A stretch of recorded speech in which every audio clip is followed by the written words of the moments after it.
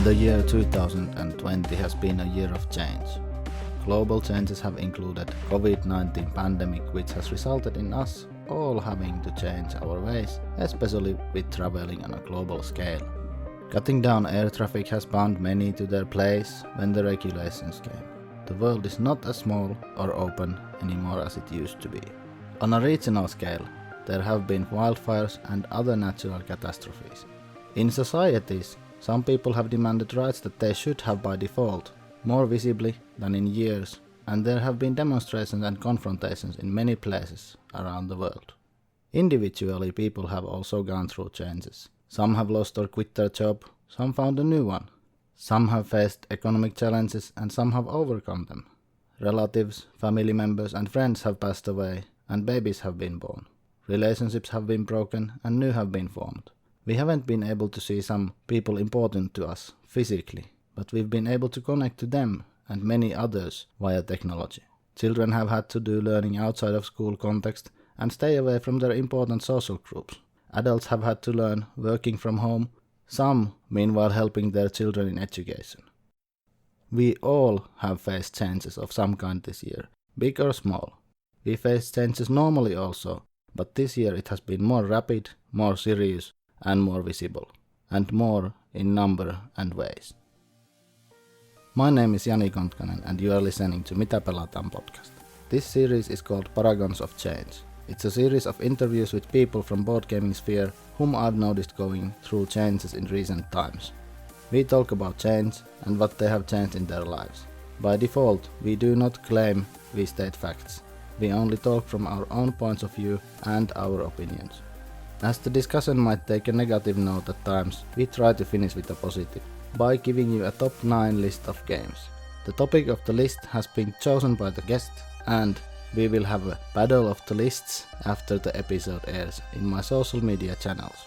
You, dear listener, are encouraged to comment and vote on the lists to see which one of us did better. The award is pride and fame among the small listener base this podcast has. Now, let's invite our Paragon for today.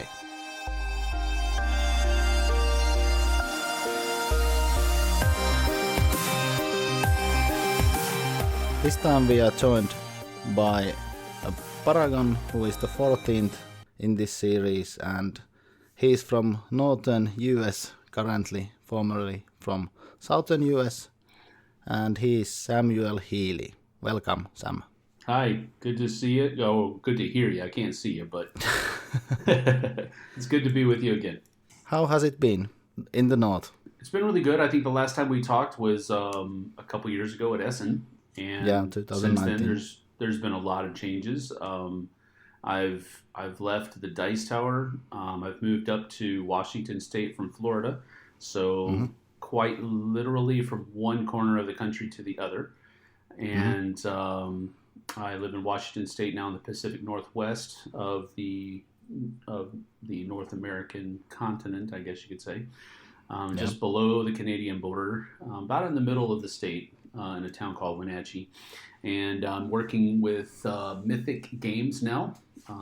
They are the publisher of Joan of Arc, Reichbusters, Solomon Kane, Super Fantasy Brawl. We had 3 new Kickstarter projects last year of Steam Watchers. Actually 4, now that I think about it. 4. We had Enchanters, Steam Watchers, Hell the Last Saga, and we also did Darkest Dungeon there in November. And those are all in the works. Steam Watchers is about to go to production. Enchanters is fulfilling right now, along with Solomon Kane, and we are about to go to production with the Joan of Arc 1.5 that was run before I actually came on board, but we've got everything ready to go for that pretty much now, so we're about ready to go to production on that one as well. So we've got a lot of stuff happening, but it's good. It's a good year. Mm-hmm. I was going to ask that if people don't know who you are and what do you do, can you tell what you do and who you are? You already told what you do now, but people might know you from earlier, from the Dice Tower. Sure. So What did you do there? I used to be a Dice Tower minion, working with Tom and Z and Roy and Mike a little bit as well. He came on closer to the end of my time there, but um, he was a contributor for quite some time before that. But I was a Dice Tower reviewer, and we did top tens, and I did reviews of games and so forth. Went to conventions and did different events there as well. So that's what I used to do. Before that, my full time job was a high school teacher, Mm-hmm. and I was also a part time youth pastor. Um, so those things, I stopped being a teacher in order to go full time with the Dice Tower for the last, I guess, three maybe 4 years that I was working with Tom and the guys. Before that, it was just a hobby, that I did with them after work and that type of stuff. But for about 3, maybe 4 years there, it was a full time job, and it was a great time. The I had to move up to the Pacific Northwest to be here for my kids, and so that warranted my needing to leave the Dice Tower. So it was an amiable separation. There was no bad blood there at all. It was just something that had to be done. And I miss working with the guys a lot, but I do enjoy my job at Mythic, where I am. My job title is U.S. Community Director, and basically that means that I do a lot of work in the comment sections of the Kickstarter pages, the different platforms like Facebook and Twitter and so forth, communicating with fans, answering questions, being on our Discord channel. I'm also going to be the one that is going to be running Super Fantasy Brawl tournaments online at the very least. I'm also tasked with getting things set up for the conventions that we attend, whether they're online or in person, hopefully in the near future. But I'm also tasked with that type of stuff as well, as being part of the community director, coordinating the teams of the booths and that type of stuff as well. So it's kind of a mixed bag. There's also some proofreading and playtesting that's thrown in there as well from time to time. So it's a mixed bag. It's pretty much, I do have a set, I'm pretty much on the marketing team of the company, working with communication, but we fill in the gaps where we need to and when we need to. All right. Do you miss creating content, videos and such? Well, I was just thinking about that a while ago. I was talking with some of my friends up here, and I miss being in the studio with the other guys. I miss the camaraderie that we had at the Dice Tower. I'm working at home remotely with Mythic because they're based in Paris, France, and I'm all the way over here on the other side of the world, it seems like. So there's no office to go to, so I do miss that aspect a lot. I don't necessarily miss the content creation because I am still doing that a little bit. I make a newscast video for Mythic every week, and that's one video a week, and sometimes I'll be doing a couple live videos, here and there as well, for Kickstarter campaigns and so forth and so on, answering questions or showing off product or what have you. So I'm still, I guess you could say, dabbling in the content creation aspect of the industry. It's just not as intense as it was with the Dice Tower. One of the things that you kind of slip into with the Dice Tower is that if you're not careful, having to always play the new stuff and not really having a chance to go back and enjoy the stuff that you liked, the first time through, can be a little wearisome, and it can really start feeling like work rather than something that you enjoy doing. And while it's still just, you're still just playing games, there's the aspect of I need to get this done so that I can get the video shot, and I have to understand the rules, so I have to get those read a couple more times, and I have to, and it becomes that if you're not careful. With working for Mythic, it's a lot different because we only have, we have a set number of products that we are offering, and it's much easier for me at least to dig into those few projects that we have and know them as backwards and forwards, and be able to talk with people and give suggestions and that type of stuff. It's much easier for me to do that than it is to have to be playing the new stuff all the time, so that and never being able to return to the stuff that maybe you want to try another time, or something like that. Usually I would try to play a game at least 2, maybe 3 times before I did a review. But after that, there were, I would probably say a good 90% of the games that I reviewed for the Dice Tower, I haven't played since. I've played them 2 or 3 times to get the review done, and then I haven't played them again. Even the ones that I loved, even the ones that I really enjoyed, you just can't get it back to the table because there's always new product coming in. There's always new products sitting on the shelves that need to be done. So I don't miss that aspect of it, where you kind of always feel behind the 8 ball, so to speak, because there's so much content that's coming out as far as board games are concerned. But I do miss being around the fellas. I do miss the camaraderie. I do miss, taking a lunch break and just, chilling out with the guys and that type of stuff before you get back to work. I do miss that, but I don't miss the grind of it, so to speak. Yeah. Actually, also, if you have to play some game as a work repeatedly, no matter how good it is, yes, it will be work. Yes. It's not hobby, or it's not fun anymore. So that might be really annoying, and especially if you have to play bad games more than once. Yes. Well, yeah, that's the thing. If you're not really enamored with, or even if you just don't like the game the first time around, you're less inclined to play it again, and you're even more less inclined.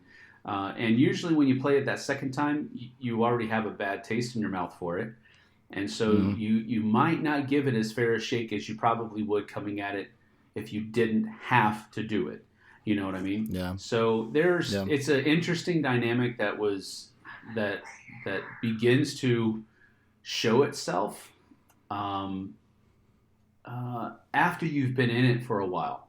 And I see some content creators that are just really strong. They're going at it. They're giving it a good guff all the way, and then you can actually see the point sometimes in some of their channels where, okay, now it's starting to feel like work for them, because the videos are starting to trail off. They're becoming more and more kind of sparse in between.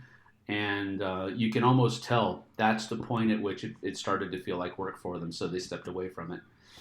But that's one of the cool things that I always thought was neat about the Dice Tower, was that we managed to still make things fun, even when it was stuff that we had to do. And it was much easier to do that when we were collaborating on different things. For example, the dice, the top tens, and the I can't remember the name of it now, the Kickstarter Miami show. Dice. Well, yeah, Miami Dice they were always fun to do. It looked that it was nice to do. Yeah, very much so. The collaboration works were always fun. The playthroughs. I think I probably danced a jig when Tom said that we were going to take one day and just play games together, because that made it feel a little bit more like camaraderie. And we didn't always spend the whole day playing games, because sometimes you just don't have time to do that. But he started incorporating days where, usually it was on Fridays, where we would play games, and there was a day where we would stream games as well. But it's just us playtesting games. It's not having to put on a show or anything like that. It's just us being us playing games. because we had to get them played anyway. So might as well stream while we do it, that type of thing. Yeah. So this testing Tuesdays, I think. Yes, or something yes, like that. testing Tuesdays. That's correct. So it's just I liked how Tom and the guys kind of ducked and weaved and tried to keep things as fresh as possible because they all understood the same things. If we get burnt out, it's just going to be work and it's not going to be fun anymore, and the quality of our work would decline at that point. So it was cool. I have nothing but fond memories from working at the Dice Tower. They're all great guys, and even the people that we would only see at the conventions, because there in Florida it was just us, the guys, but we had a lot of contributors. We had Mandy and Suzanne. It was always good to see them at conventions and to get to spend time with them and work with them and that type of thing. So just every aspect, all the different people. I'm missing a whole lot of people. Eric is always great to hang out with as well. It's nothing but fond memories for the Dice Tower, but I do sincerely enjoy working with Mythic as well. It's just a different kind of work. That's all. Yeah. How about the weather? Do you miss the weather in Florida? I remember seeing some Instagram posts from you that finally you are free from that heat. Yes. Or something like that. Now, here's the thing. I grew up in Texas, so I'm not a stranger to heat. There were summers in Texas where we would go for months with nothing less than 100 degrees every day. So I'm not a stranger to heat. I grew up in it. But like most people do, when they grow up with snow and cold weather, they get tired of it. You get tired of the heat too, unless you're just weird. But yeah, no, it's not just the heat; it's the humidity. It would rain at the drop of a hat, just because of the temperate climate that's there. So yeah, I was just really done with hot weather, and I'm much more, it's cold, I mean, it's cold here in Washington State right now. We don't have a whole lot of snow on the ground, but got a little dusting last night, but it's cold, and I couldn't be happier. I've always said it's much easier to dress up to the cold than it is to dress down to the heat. Because at some point you can't continue taking articles of clothing off. You have to stop.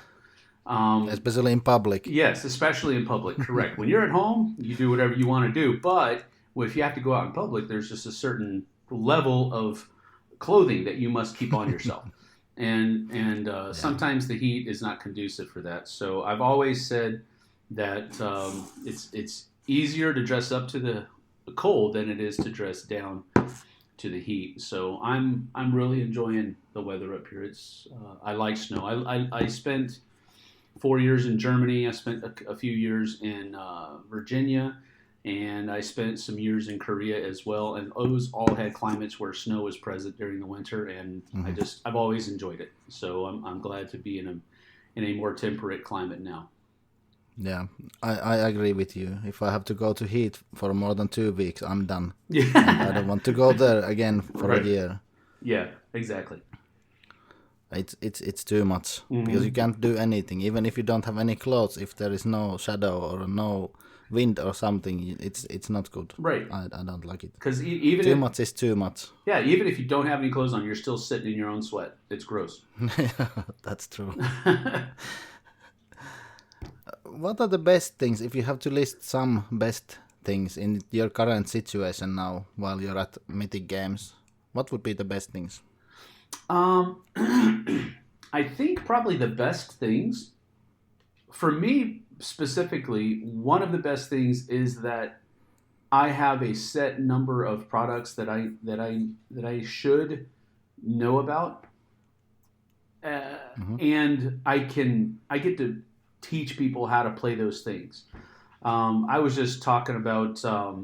Last night I was just teaching a group of Talking Cardboard. It's a new YouTube channel that's starting up, and I was teaching them how to play Hell the Last Saga over Tabletop Simulator. They were recording it. They're going to post it up later on. But I can't tell you how many times I've played Hell the Last Saga. But I just enjoy doing it every single time I play it. I love watching people or getting to experience, not necessarily watching because we're, on a digital format right now, but getting to experience people learning a game for the first time and loving it, that's a huge thing for me.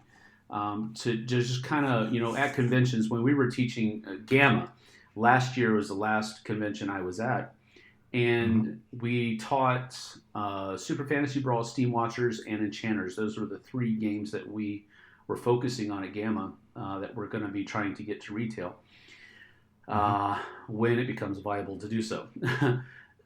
So teaching those 3 games and watching people's eyes and face just light up when they kind of grasped the entire project and was able to finally realize how much they enjoyed the game and what they liked about it. Just seeing those moments is what's really fun for me. Mythic, for me, just makes amazing games. There's not a game that I dislike from Mythic.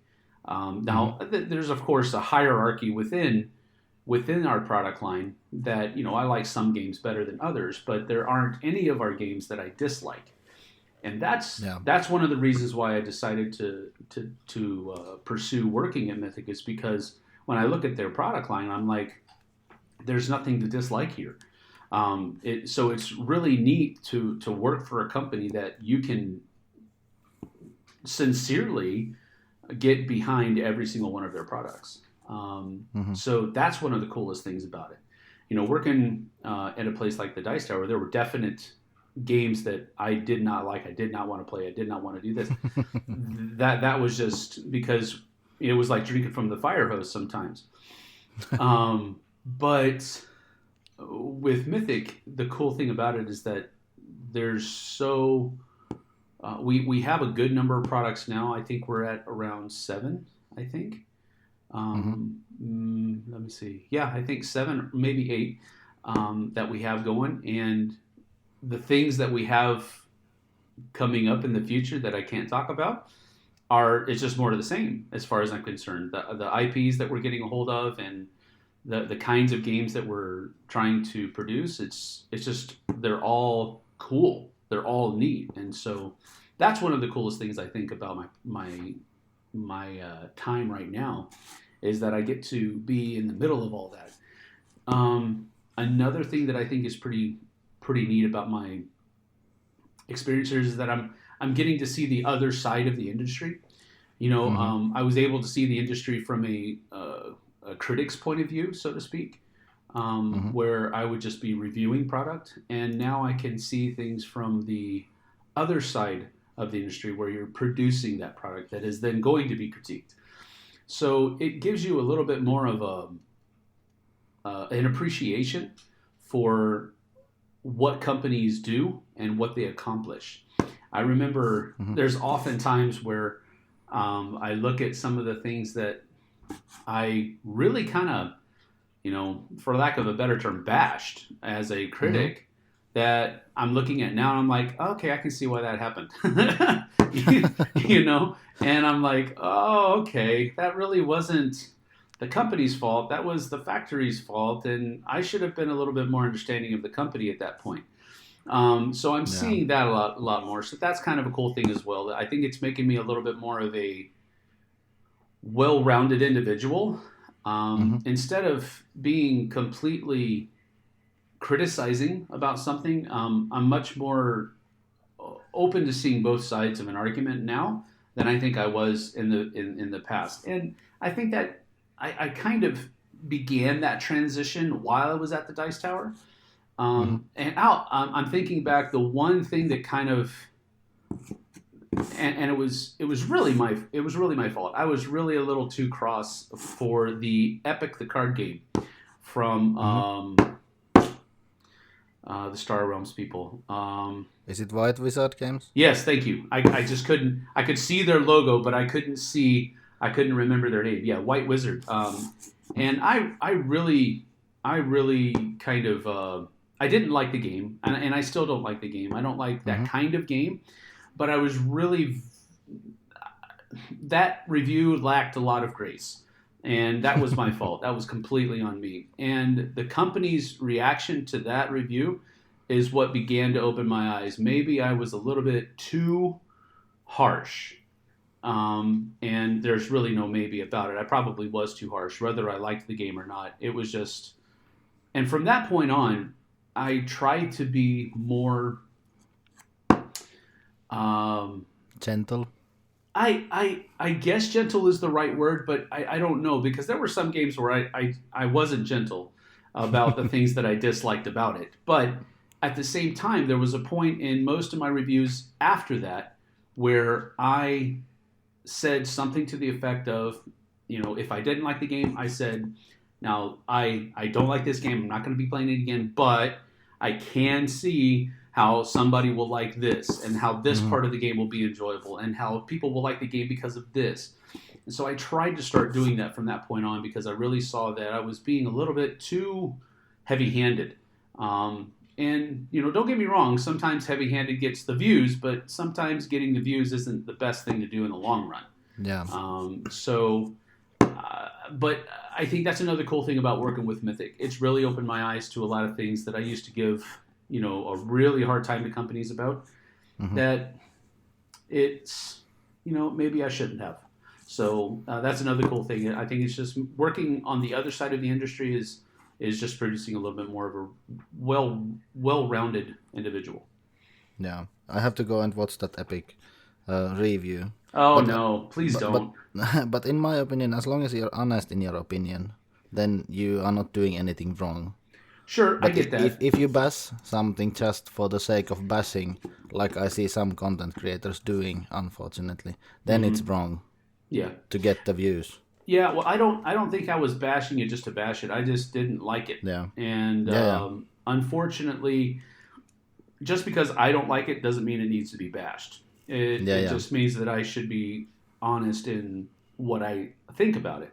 But that doesn't equate. That shouldn't equate, rather, to bashing it outright. So I don't know that they'll hear it, but I do apologize to White Wizard for that. But next time I see Rob Doherty, I'll probably mention it to him at least.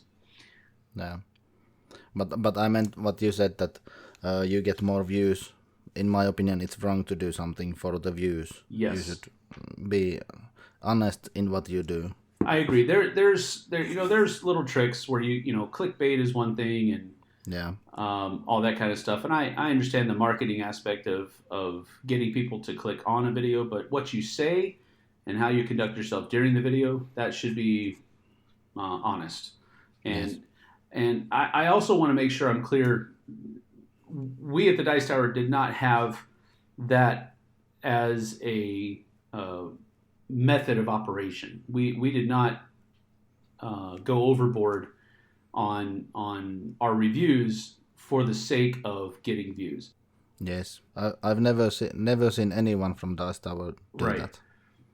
We never did that, but at the same time, we also didn't hold back if we were pretty passionate about it. So it's we tried to be, there were often times where Tom would come through the main part of the studio, and he'd be talking about how many negative reviews he did this week, and he needs to find some positive reviews to even it out, that kind of thing. So, actually, no, you went overboard once. He did with the Vasco da Gama. It's not that bad. It just takes too long if you haven't played it too many times. Yeah, that's true. Yeah, that's the only problem with that game. But it's a bit wonky, this time mechanism in that. But it's not that bad. Yeah. No, I mean, and that's exactly what I'm talking about. It's just, there's, he hated the game for his reasons, but for those same reasons, some people will like the game. Yeah. And so that was just, my eye-opening experience for that kind of thing. That's when it kind of started, but it's really kind of coming full circle now with the work that I'm doing with Mythic, because I can see, how much work it takes to produce a game. And it's not just one person, it's not just one part of a company. It's everybody working together. And even working together sometimes is hard because communication and there's so many different pieces to the puzzle that have to come together, and that's hard work sometimes too. So it's not just the production aspect of it; it's everything that goes together. And so when you have a better realization of that, it makes you appreciate things a lot more.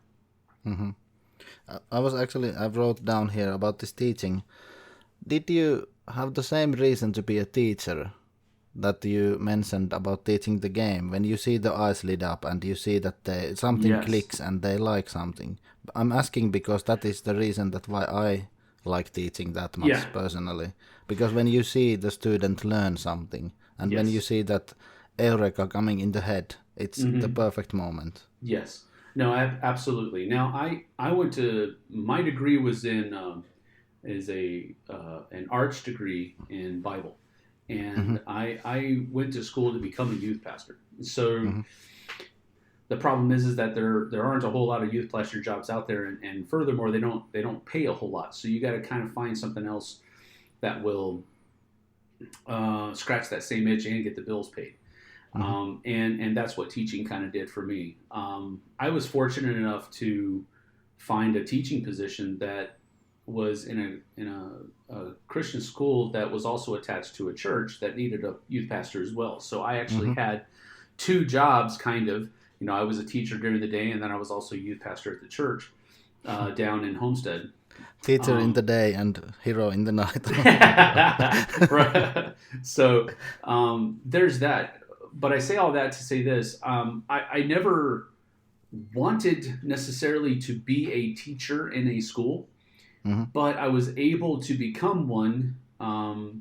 I started out teaching as English as a second language to Korean kids in South Korea. That's how I first started being a teacher. After that, I became a teacher at a Western style school, grade school, international school also in South Korea for, oh goodness, I taught ESL for 3 years, and then I taught at the international school in Korea for 4 years. And then I came back to the States and spent a year as an assistant pastor in California. And then I also was a substitute teacher at one of the local schools there in town as well. But then I moved to Homestead, and I was there for 10 years as a teacher and youth pastor. And so for me, it was more about interacting with the kids, interacting with the teenagers, and encouraging them and trying to be a positive role model for them, that type of thing. I hated paperwork, and as a teacher, paperwork is like everything. I mean, you talk about grade books and getting grades in and grading papers, and I hated that aspect of the job with a passion. But I loved teaching. I loved giving lectures and talking to students during those lectures. I was also a speech minor in college. So I love speaking. I love doing all that kind of stuff. And I loved what you were saying, have the lights come on, when you're teaching a concept or something like that and they finally get it. Or especially if it's something practical and they start instituting it there in their life, and it's something that they can start practicing. That's an even better thing for me. So it's just really, to answer your question, yes, that's one of the things that I really enjoyed about teaching as well. That kind of carried over. Yeah, that's how it sounded like. It came so naturally from the teaching the games. So I thought that yes, that might be important for you. But you said that you work from home. Did you get to work normally, so to say, before this corona hit last year? Well, I mean, would you have worked normally from home all the time? Probably yes, because they are in France. Yes, they're in France. So I'm always a remote position. going to work for me was traveling to conventions. So that's when I was, so to speak, in the office. So Marco is our customer service manager. He's also our fulfillment manager. He lives in Dallas, and he and I met for the first time at Gamma last year, and that's the last convention that's the last time I was in the office. I'll put it that way. So it's been working from home. Even conventions are at home. There will be times where I spend, during the conventions, I'll spend a good 16 hours just sitting in front of my computer teaching games to people at online conventions this past year.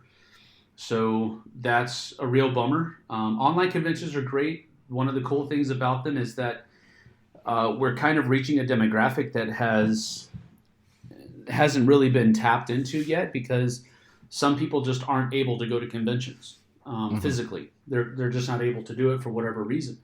Yeah. So online conventions make it possible for them to experience conventions, which is a great thing. The problem with online conventions for me personally is that it's the same level or amount of work with none of the fun. Because part of the fun of going to a convention is seeing everybody that are your friends in the industry, and spending time with them, going out to dinner with them, going, standing around the little Curryverse stand with your little handheld pocket of currywurst and French fries, and talking with them as you eat your lunch, and then you both head back to your booths and you do that. So that's part of the fun of being at a convention, and you just don't get any of that. But on the logistical side of things, you're not physically having to get things there, but you still have to line up people to do demos. You still have to do a lot of work on the front end to communication with the event organizers and all that kind of stuff. All the work is still there. You just don't have all the fun that comes with a physical convention. So, but yes, I am working remotely, and that's all I've pretty much been doing ever since coming on back in January of 2020 because of COVID. I mean, COVID hit while we were at Gamma. Matter of fact, a lot of companies pulled out of Gamma because of COVID, because it was right on the brink of things becoming kind of a little bit more tense in March last year. Yeah. Some of us went, and there was, and some of us backed out. But that was it, right at the brink, and then everything else just kind of shut down after that. So, but yes, it has been a remote job in its entirety so far. But it's still fun. It's just a little bit different. Yeah, I would have asked you about this online conventions, because there hasn't been anyone I've interviewed from your side of things, like demoing side of things and such, but you already replied that question. I didn't have to ask that at all. Well, I mean, the giving demos part of it is, it really depends on, sometimes it's very simple. Like, for example, Gen Con last year did it where you had a ticketed system, and you had to purchase a ticket for the demos. And that worked well. They weren't expensive. It was like $1 or $2 or something like that. So they weren't expensive. So people weren't, worried about paying for it, so to speak. But that provided some ownership. And so they would sign up, and you knew that people were going to be at your demo because they spent money to do it. Almost every other convention didn't use a ticketed system. And because of that, it was, you didn't know if you were going to be sitting there just twiddling your thumbs, or if you were actually going to be able to teach a game. It just, or if the people will even stay the whole game, or will they leave in the middle? Right. That must be very annoying if it happens. Well, it's just a demo, so you kind of go into it with, look, this demo is scheduled for, like, I was demoing Hell the Last Saga for most of the conventions. And those are 3-hour slots. And so I would tell them at the very beginning, listen, this is scheduled for 3 hours, but if you need to go do something else, or if you've got, kind of the the gist of the game and you don't need anything else, then feel free to leave at any time. But I'm scheduled to be here for 3 hours, and so you've got me for that long, or you can leave whenever you want. And I would pretty much be clear about that at the front end. And most of the people wanted to stay around and finish the scenario and so forth. We even had a couple demos that went overtime a little bit when I was able to do that because people wanted to finish the scenario and get the full taste of it. But there were people that showed up and said, okay, I just want to basically get an idea of what's going on, and then they were good and they left. So that doesn't really bother me that much. It's the whole not having a ticketed system where people have some type of ownership in the fact that they said they were going to show up for a demo, and then having to sit there and wait, not knowing if anybody was going to show up. That's kind of a bummer for us. But it's kind of the nature of the beast right now. You can't really, you're not sitting in a physical convention hall with people walking by. There isn't a physical product on the table that people are going to be drawn to. It's literally just another website that they're going to go to and so forth. So it's a little bit, it's just not the same. It's a viable alternative, but I certainly hope it doesn't become the norm, because I think that would be bad. Yeah. Although it might be easier for some companies, especially very small companies, to do the demos with Tabletopia or Tabletop Simulator, but still it's not the same thing. There are not real people, there are just names on the screen. Right, that's correct. Yeah. I haven't actually played any Mythic Games games. All of them are miniature games, and I've tried to stay away from them since Warhammer, because Warhammer took too much of my time. years ago. There is a difference. Warhammer is more of a lifestyle game than it is casual. So there's a difference. I don't think that any of our games are lifestyle games, but they could be if you wanted them to be. But we very much do board games that can be one and dones, but they're huge. Yes, they're huge, right? And that's what I was about to say. We also have a lot of stuff in them, so you could spend a lot of time playing any one of our games, be it Joan of Arc, Solomon Kane. Hell, the Last Saga is coming up, and that's actually the most interesting to me, because it's about this Viking mythology. Yeah, isn't it? It's about Hel, the god. Well, sure, yeah, we'll go with that. Okay, or is it a hero? I don't remember, but it's no. Hel is the goddess of the underworld. Yes. So it is one of those things that I'm curious. I don't know exactly if the goddess Hel plays into it. I'm assuming that she does at some point, but I've not read the entire storyline. So they're keeping all of that pretty much close to their chest within the design team and the development team. And just because they don't want to spoil it they don't want to spoil it for as few people as possible. So we'll see. It's something I'm looking forward to. I'm curious to see how everything plays out. But there are definitely, I've seen artwork, and I think we've put it out there on the internet where, there's definitely like underground scenarios, and where you're going through caverns and that type of thing. So we'll see. We'll see. But it's in the title. It has to be. Yeah. But you said that you're getting some IPs, so I'm looking forward to seeing what IPs they are when they are public knowledge.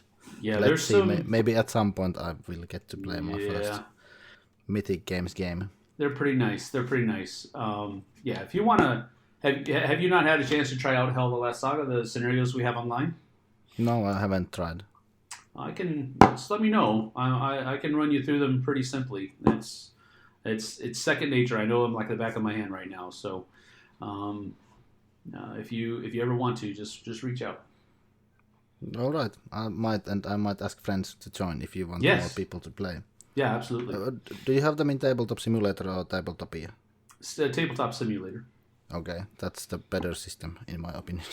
Yeah, I like both of them for different reasons. I think that Tabletopia is a little bit of a cleaner interface, Mm-hmm. but I think you might be able to do more with the interface in Tabletop Simulator. Yeah. How has this year been regarding Corona or COVID there? You said that everything shut down. Has it been shut down? Have you been on a lockdown all the time?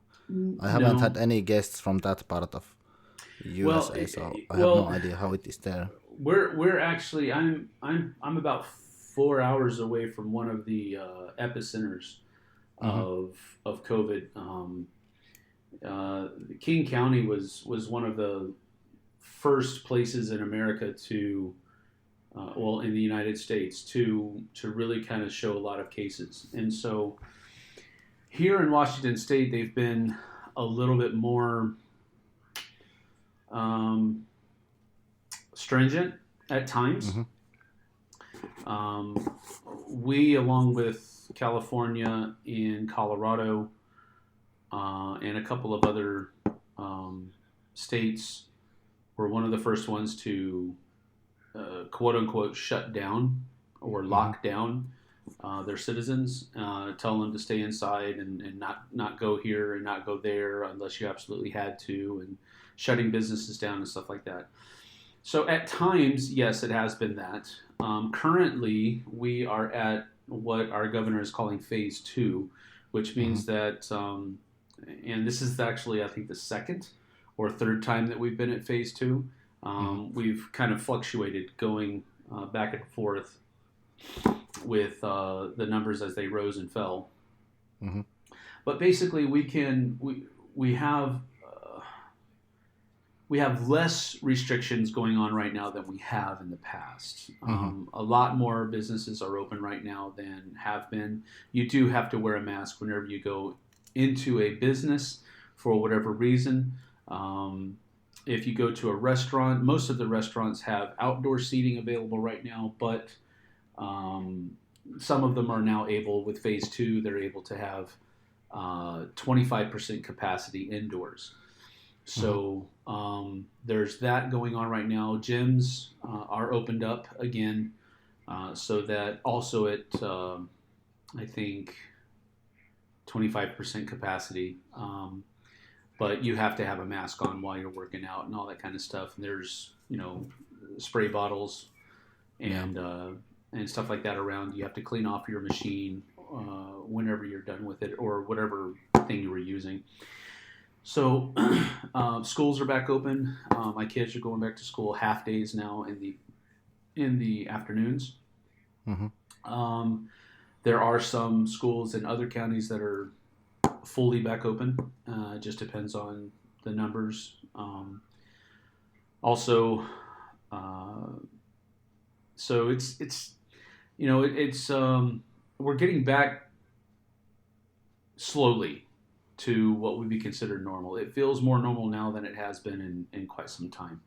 But I don't think we're anywhere near being able to go back to conventions or attend sporting events or that type of stuff. I've had, and it's first world problems. It's not that big of a deal, but I've had tickets to a hockey game over in Spokane for a year now that I haven't been able to go to because I bought the tickets and they shut the season down right before, like 2 days before I was going to go to the game, and they haven't been back with, allowing crowds to come in since. So some other friends of mine have season tickets to, the Seattle Sounders, and they haven't been able to. They haven't lost their tickets. They're still being transferred to the next season and the next season, the next season. But it's we're still just at that place where some stuff is open and some stuff just isn't, and we have no idea when it will be. So the whole thing with COVID is, for me personally, I understand and I'm compliant on wearing masks wherever I'm required to. I don't, because I work at home, I don't go and interact with a large group of people or even a large cross section of people for any amount of time.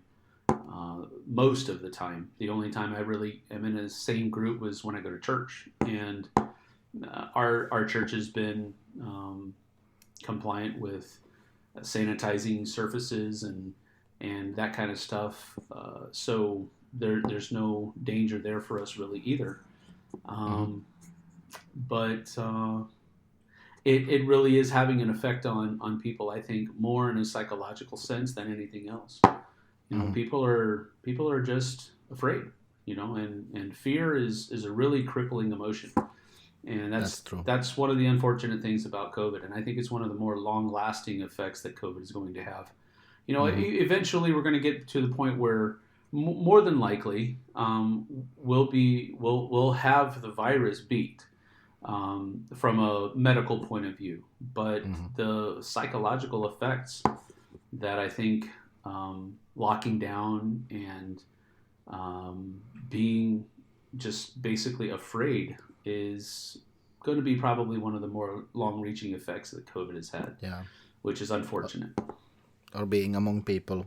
Yeah, right. You keep your distance automatically. Yeah, I mean, that's one of the things. It's, you know, we'll go on a walk. We're outside, you know, and you'll still see people on the trail more than 6 feet away. And you can see them actively keep their head down and avoiding you, and they won't even say hi. Yeah. You know, that it's that kind of stuff. We're losing part of our humanity, in my opinion. And I get the reasons why. I'm not questioning the science or anything like that. I'm just saying that there is a definite effect that's kind of the undertone here that we're going to have to keep dealing with long after I think we've got the medical side of the virus beaten. That's true. What's the closest NHL team, by the way, to you? NHL?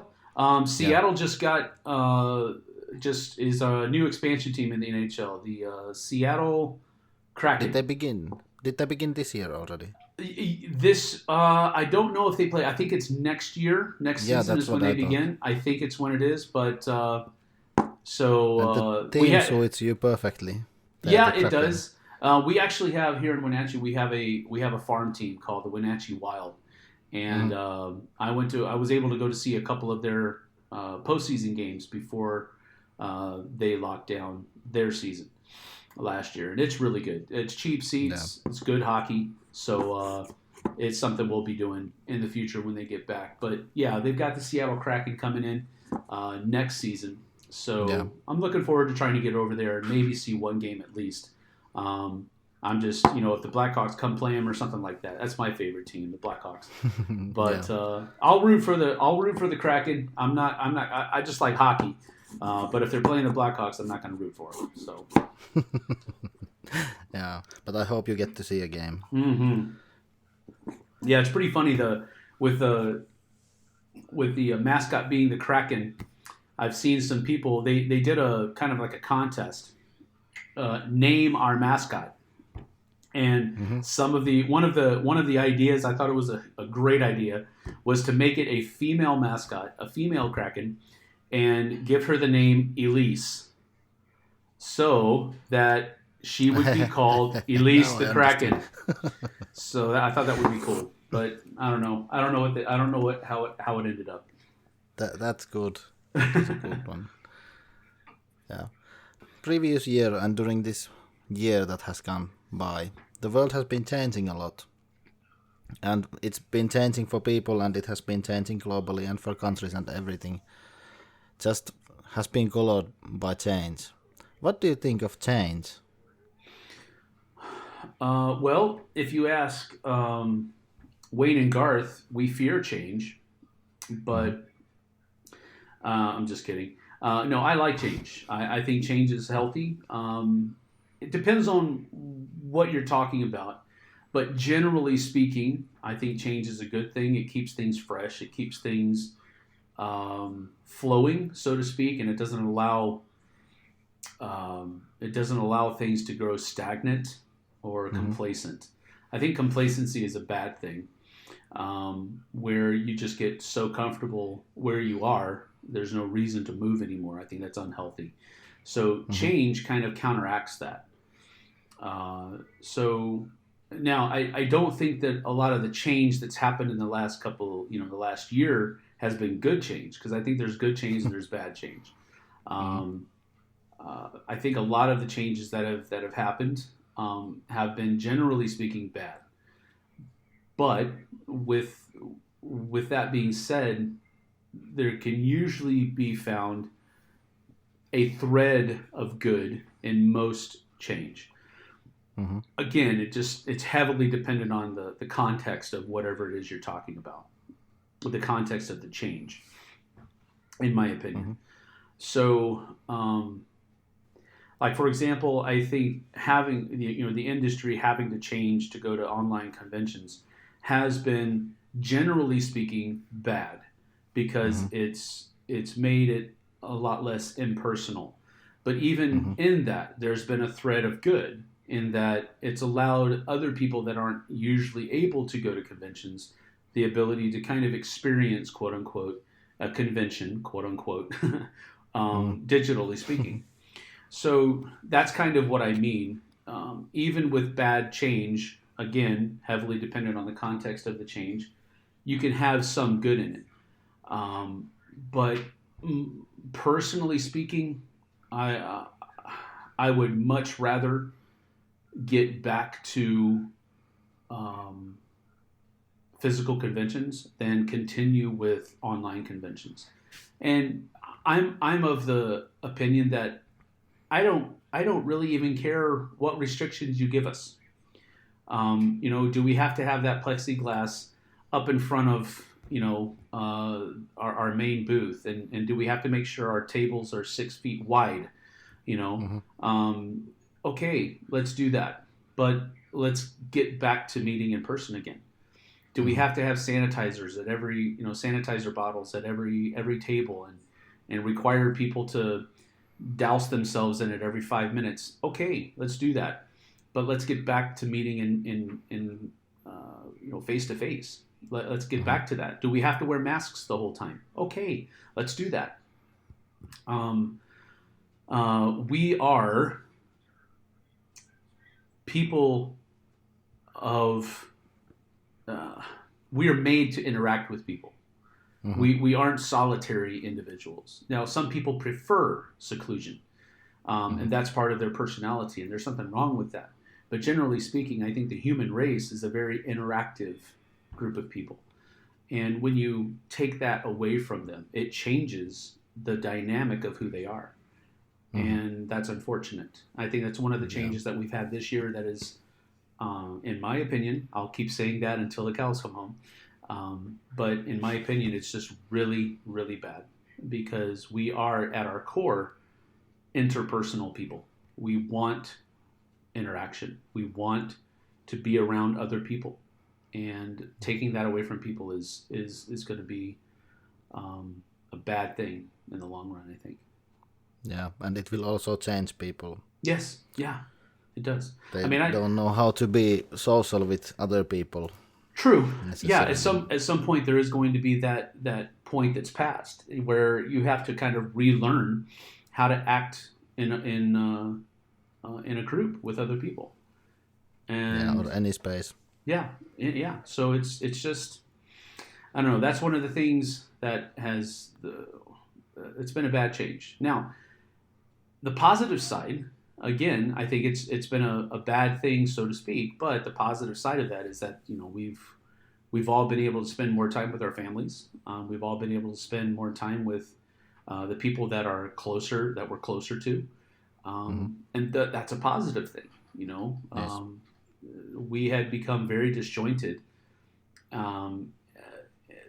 societally speaking, in the family unit, and that's one of the things that lockdowns and restrictions have kind of encouraged is families to get back together and spend more time together. So that's a positive thing, but and I'm thankful for it. But at the same time, we'll see. We'll see how bad the effects are far-reaching. Do you think you yourself have changed during the last year, Oh, 365 days or so. I should hope so. If I haven't, I'm doing something wrong. Because we should always be kind of self-diagnosing where we are and making changes where necessary. If we ever get to that place, I spoke about complacency being a bad thing. If we ever get to that place where we're just like, yeah, okay, I'm good the way I am and I don't need to change, that's dangerous, because the world continues to change whether you do or not, and so you can get left behind real easy if you don't keep up. If you don't keep up with not that you must change, but you need to be willing to change, because now that doesn't mean that you go with the flow. Sometimes change means going and swimming against the flow. Sometimes the group is going in the wrong direction and you decide to change and go against that wrong direction. So I'm not saying that you should always just go with the flow of whatever societal change is the hot topic at that point. But I am saying that we should always be self-diagnosing, having that internal dialogue with yourself, saying, okay, what am I doing and what can I be doing better? What should I stop doing? Those kinds of questions are the kinds of questions you should always be having with yourself. So I hope I've changed, because if I haven't, I'm not doing something correct, and I need to correct it. I think, we kind of spoke about this a little bit, that transition of just becoming a little bit more of a well-rounded individual rather than just being very opinionated. There's nothing wrong with being opinionated, but you also need to understand at the same time that your opinion is exactly that and nothing more. It's just your opinion. And, that's very well said. Everybody has their own opinion. Yes, and everyone are entitled to that. Yes, exactly. In my opinion. Absolutely. But so. As long as it is their opinion. Right. And that's part of this idea of mutual respect, that I think should be inherent in society, in the civilized society at the very least. But again, I think that's one of the things one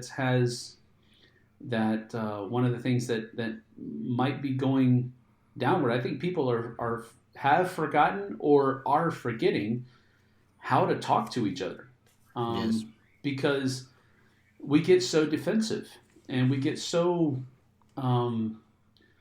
divided over topics that we can't sit down at a table with somebody that disagrees with what we say or what we think, and we can't have a conversation with them because we know that they disagree with us. Yeah, especially if that conversation is online, like everything is nowadays. Correct. That's what I meant partly earlier when you said that we need to begin seeing the other people. Seeing other people.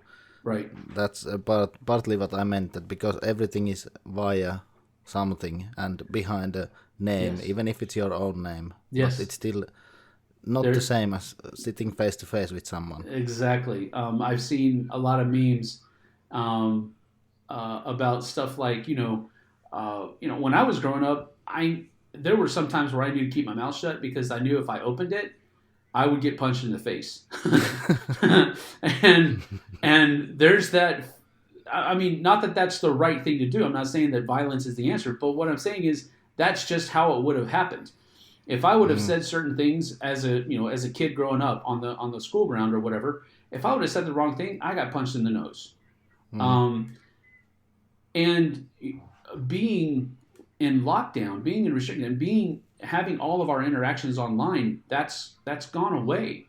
And there's this bravado almost in people that I have no reason to be tactful. There's no reason for me to be considerate. There's no reason for me to choose my words carefully because I'm never going to meet this person at all. I'm never going to stand face to face with this person. So I can treat them however I want to treat them. And it doesn't matter. And that's bad.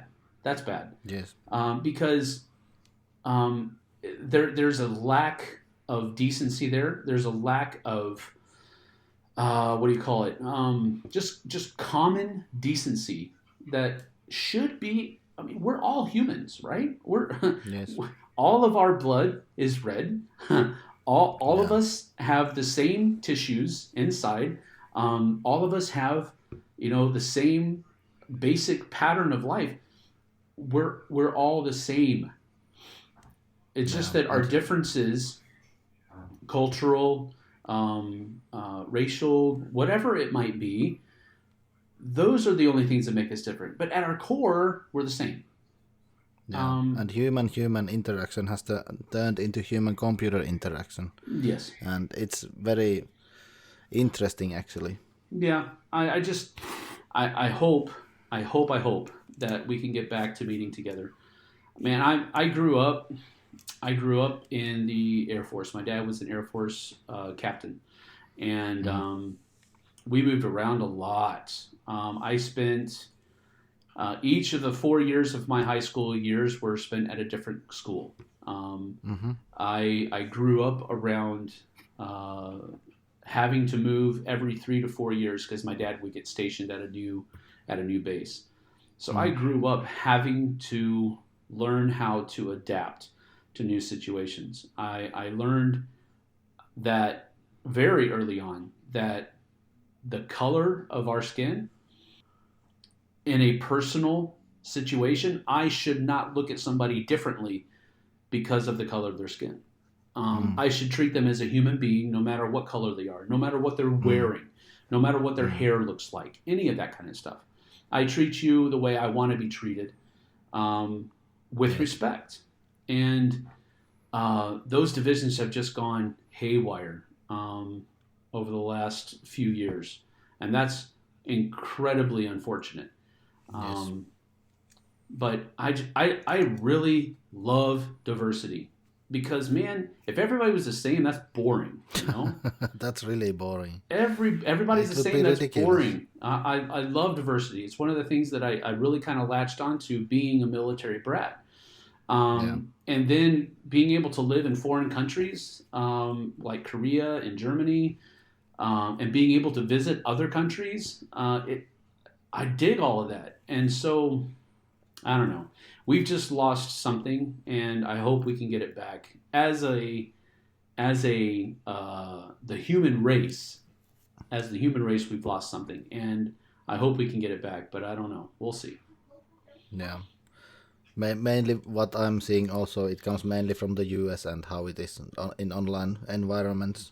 The Hmm. things are not the same everywhere. Yeah. It's I'm thinking of how it looks to be in USA. It can be very different in, let's say, China or India, and very likely is very different currently. Right. But from our knowledge, it is like that. Yeah. And yeah, I think everyone should remember that how you want to be treated, you should treat the others that way. That is very Exactly. important for the whole Exactly. life. Exactly. Just if you wouldn't like it being said about you, don't say it. If Yes, if exactly. if you don't want to be treated that way, then you don't treat people that way. It's so simple in concept, Yeah, it's but really easy, but yeah, it seems to be difficult to follow. right, exactly. uh, what do you expect from the future? I try to be optimistic. I try to be hopeful. So I'm really hoping that by the end of the year we have gotten back to some semblance of speaking in the industry, getting back to some semblance of getting back to conventions, whether it's full of restrictions and full of guidelines, fine. I really hope that we can get back to conventions this year. Um, as far as Mythic is concerned, uh, we have some really, really cool projects that are coming down the pike with Kickstarter campaigns for later on in the year.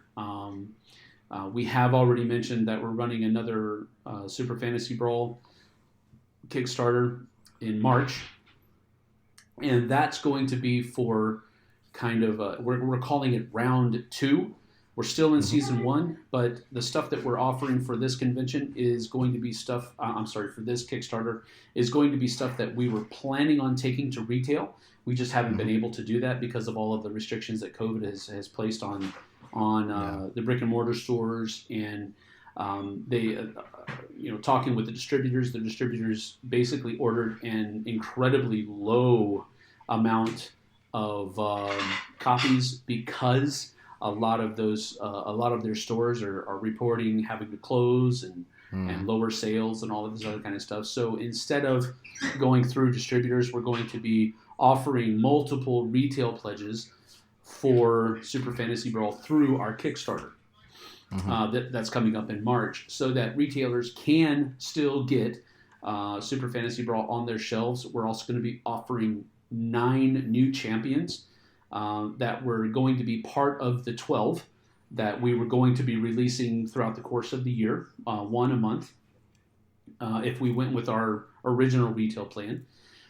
And so we're trying to do this so that interest stays high in the game, and we get it into those shops that are still open, so that it can kind of grow. This is definitely not Plan A. It was definitely a Plan B that we came up with, and we're still planning on going to retail in a more traditional sense when it's viable to do so after restrictions have kind of eased up a little bit more, and we can get organized play stuff going for a Super Fantasy Brawl as well. So that's the one that's coming up in March, and unfortunately that's the only one I can talk about right now, but we have some really cool IPs coming down the pipe later on this year. Yeah.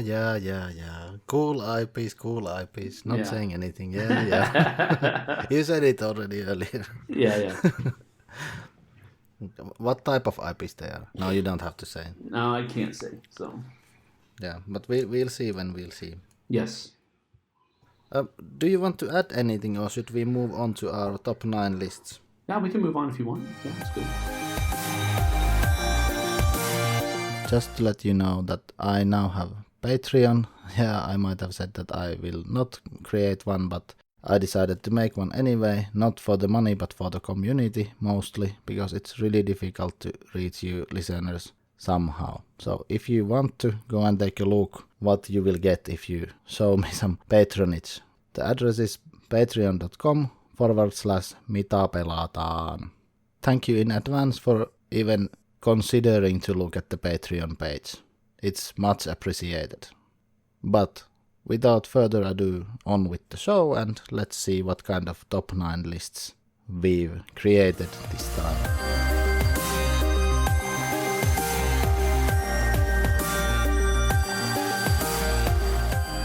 So this time we have a top 9 list of what kind of games. People can guess. Let's wait 3 seconds, because I'm sure that 90% of my listeners will know what the list topic is when you are in question. 1, 2, 3. Viking games, yes. What a surprise! Yeah, what a surprise. Hey, well, have you made this list earlier ever? I think I maybe did a top 5 on my own when I was with the Dice Tower I think so too. At one point. Yeah. I think I did a top 5 Viking games, but that was quite some time ago, and that was before some more Viking games came out. So I did not go back and check that list. This was just something that I made based on how I feel right now. So I did not go back and check that, but I'm pretty sure I did do a top 5 one. Yeah. So how did you make your list? Did you rank them in order of what you like the most, or what is the most Viking game, or how did you do it? No, I pretty much just went with the way I usually do my top 10s or top 9s is that I go from one being the one that I like the most, and then 9 or 10 being the one I like the least out of that group of 10. But usually when you're talking about 5, 9, or 10 games, these are all games that I have. Let me make sure. Well, there's one game that I don't have in my collection yet. Mm-hmm. But we'll get to that. I'll explain that. You'll understand why when we get to that. But there's only one that I don't have in my collection. Yeah, I have to make it clear, especially when you're in question, because you have this kind of a habit to do 5 games of something and 5 games of something. But now it doesn't go even. Now it's 9, so you can't make 4 and 5. So maybe that's true. Maybe you stay in line. Yeah, no, these are definite Viking games, no doubt about it. Okay, but not the first 4 ones are not in a mixed order or something. They're Nope. all in Nope. They're ranked all order, in. right? They're all in. The first number one is the one I like the best, and number 9 is the one I like the least. Yeah, I actually did the same, and I don't own 4 of these games anymore. I've owned all of them at some point, but not anymore. Yeah.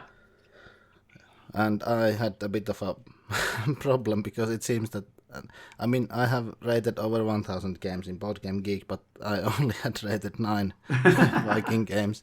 So I'm sorry, but this time I have to reuse 2 games that I had in earlier lists. I'm trying not to use any games, and until now I haven't had to use same game 2 times, but now I have to. Yeah. Otherwise it would have been difficult. I actually spent maybe over 1 hour today trying to figure out that if there's some kind of a similar age games that I have, but because Vikings were around in the Dark Ages and people were not able to write and document things, there are not that much documented from the Middle Ages during that time. Right. Because it was after and during the fall of Rome and such. So I couldn't change my topic. I have Viking games. Okay. Although you said that I can have a broader scale, but Vikings were not pirates, so I couldn't add pirates and mix them. Well, they were kind of like the OG pirates, though, right? Yeah, and they were like settlers in a way also, later especially. Yes. And we wouldn't want to talk bad about the Scandinavians. The Swedes are really great. Quotation marks. They are lovely people, quotation marks. Yeah. But anyway.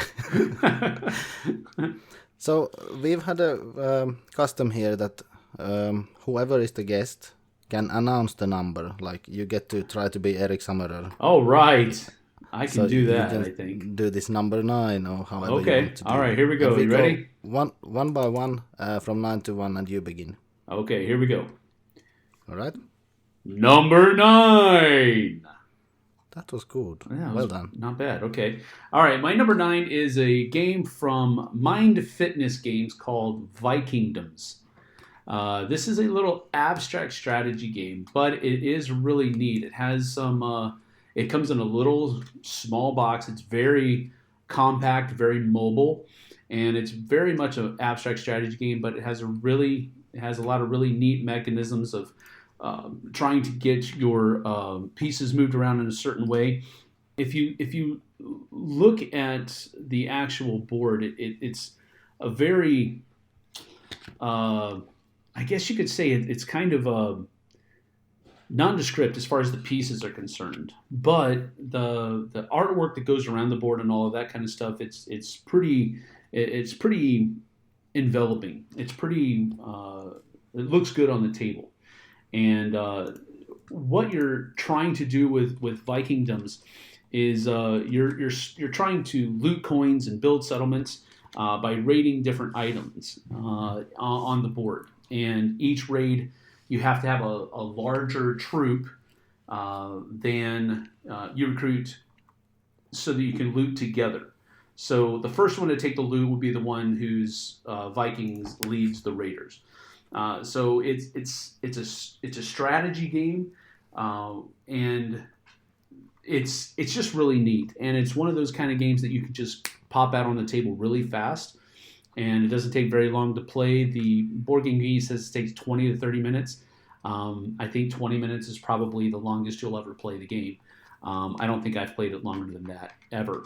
So it's just a really neat game. It has some good artwork to it. So it's with me, abstract strategy games have to look good for me to enjoy them. Having just the strategy alone is not good enough for me. I want something that's aesthetically pleasing as well. And this is one of those abstract strategy games that's kind of does that for me. So that's why I had it on. It's number 9, Vikingdoms. I've never heard or seen. Well, when I saw the name when I was searching for these Viking games, but otherwise I thought that's an interesting name. Yes. Yeah, it is. It's a very neat game. Mind Fitness Games has a lot of really cool, compact, thinky kind of games that play really fast, and I like that. So I found Mind Fitness Games, and this is one of theirs, and I did the review for it when I was back at the Dice Tower, so it's really cool. Yeah. My number 9 is also a 2-player game, and it's 11 years older than the previous one. It's from 2005, and this is one of the first games I bought. And this I sold very quickly when I saw what is the sale price for a used copy, because I tripled whatever I invested, and this is Fjords by Franz Benno de Long. This is like a 2-player Carcassonne, but I've played it last time 2014, so I don't remember that well. Yeah. But you build a map, 2-player, and then you place your villages there. It's black discs and white discs, if I remember correctly. It was good, but it was not that good as much as people were willing to pay for it. I got maybe 60 euros or something from it, and that's just crazy. So of course I'm not keeping it. What was the name of it again? It's not that. Fjords. Fjords. Okay. Yes. From Franz Benno de Long. Yes. Okay. Yeah. All right. Yeah. It's not really thematic, but it's a Viking game. Well, definitely has a Viking standing on the cover, so it's Yeah. I didn't evaluate like that. If there's some guy with these hornet helmets, it's not automatically a Viking. I actually checked that it's in the team Viking family in the board game. right. Yeah. All right. Okay, so here we go. Number 8. All right, so my number 8 is from Yellow, IELLO, Yellow. From designer is Matthew Dunstan and Brett J. Gilbert, and this one is called Raids. And Raids is a game that basically you're trying to score majority bonuses depending on the tiles that were revealed that make up the board. It has a cool mechanism where I call it the rondelle mechanism. I don't know what it's actually called, but it's where you can go as far around the circle as you want to, but wherever you stop, you can't go backwards.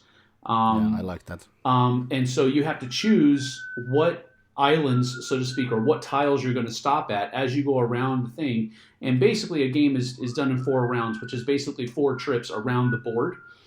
And whoever has whoever has been able to score the most bonuses, the most points before after 4 rounds is the one who wins. But if you look up the board, it's super good graphics. Everybody has their own longship. The meeples are all really cool. You all have your own little Viking meeples in your own color. The artwork on the tiles is really good. There's just a lot of it has a very nice appeal while it's on the table.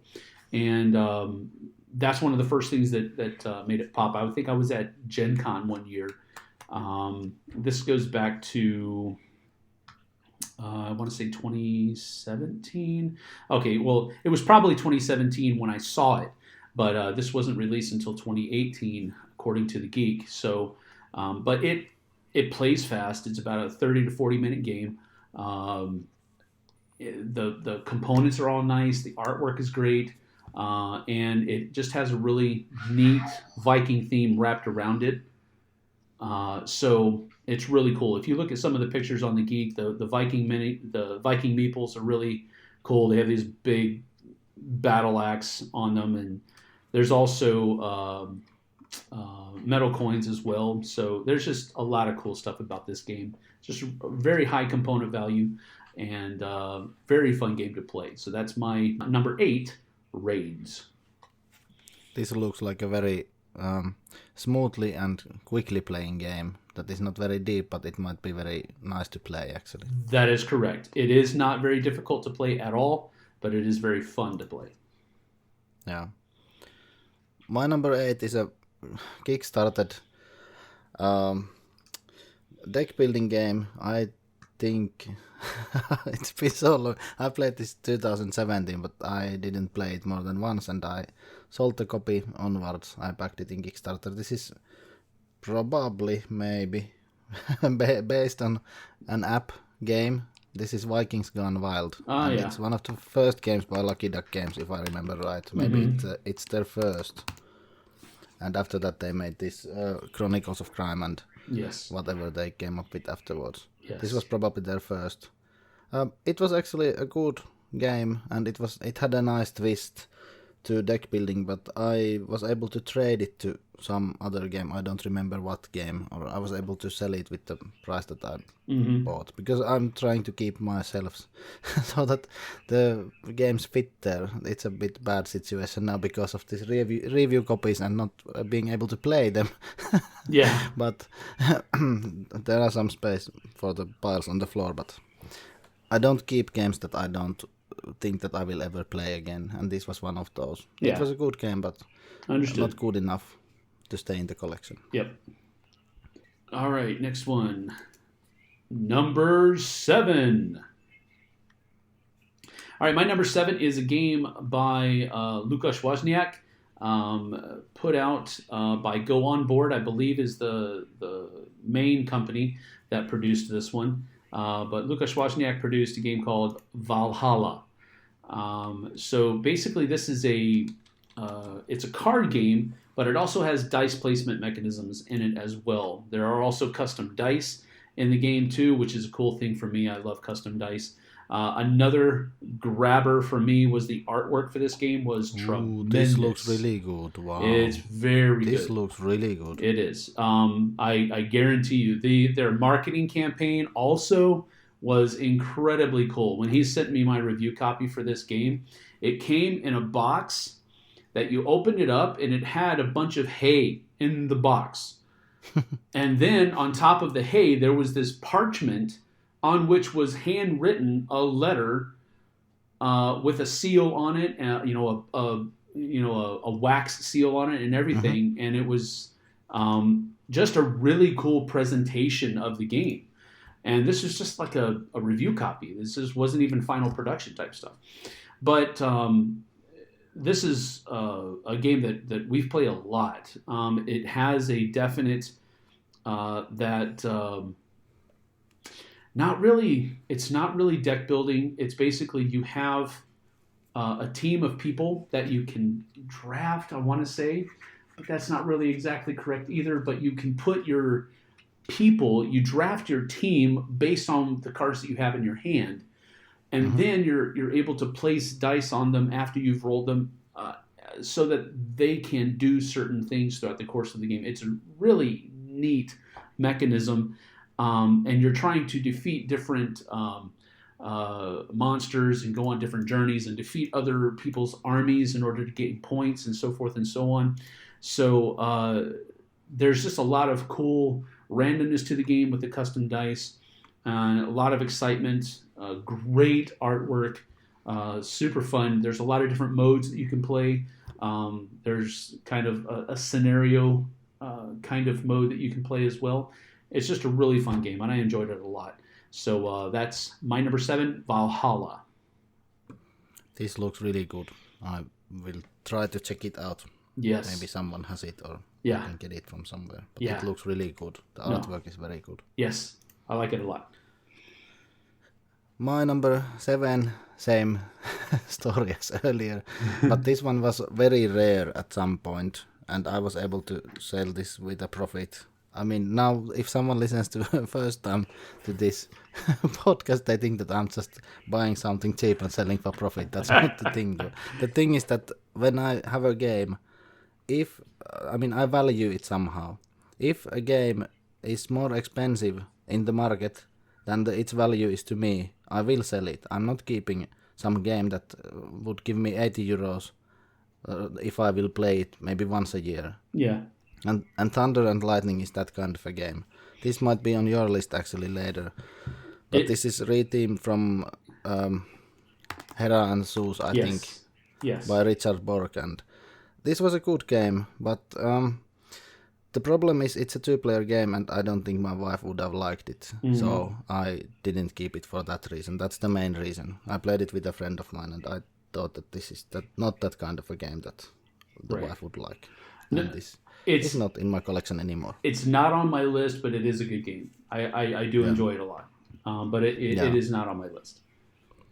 Yeah, it's this hidden card strategy game that you play cards to the table, and you keep some of them in your hand, and you try to find that one card from your opponent, and if you find that, you win the game. Yes. Yes. And then some added rules and skills on the cards. Right. It's a beautifully produced game as well. Z-Man did a Yes. really good job with it, but it just didn't make my cut. That's all. No. Number 6. I think I'm probably going to get a call from Eric if he hears this. You're doing this better than Eric did when he was on. I don't know about that. We'll see. Okay. All right. Let's see. My number 6 is a game called Raiders of the North Sea. And this is one that has... I was introduced to it by Tom. And the first thing, like normal, that really popped out to me is the artwork. The artwork from...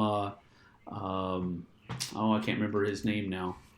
Was it Miku or something? What's the name? Yeah, he's the same one that's done the artwork for the Raiders series, the Shipwrights of the North Sea, the Explorers of the North Sea, and all that kind of stuff. And then it even goes into the West series as well. Yeah, Dmitrievsky, Mihalo, I think Mihalo Dmitrievsky. Shem Phillips is the designer, and the artwork just really kind of grabbed me because it was different.